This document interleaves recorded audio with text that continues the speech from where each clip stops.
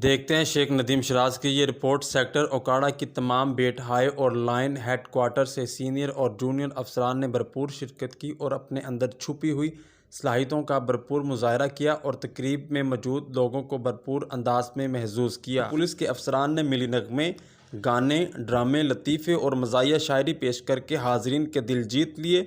इस प्रोग्राम में zonal commander DIG महबूब असलम को खुसूसी तौर पर मदऊ किया गया था।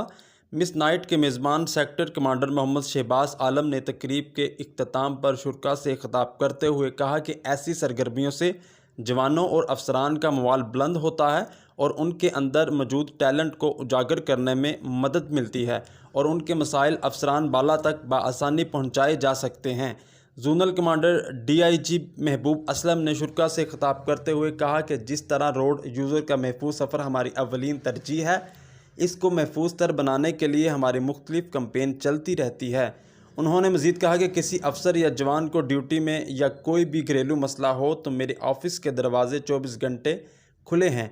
मेरा फ़ोन तमाम जूनियर और सीनियर पुलिस अफसरान के पास है, वो मुझे मैसेज या कॉल भी कर सकते हैं। जोनल कमांडर ने प्रोग्राम के कामयाब इनेकाद पर सेक्टर कमांडर शहबाज आलम और उनकी टीम की काविशों को सराहा।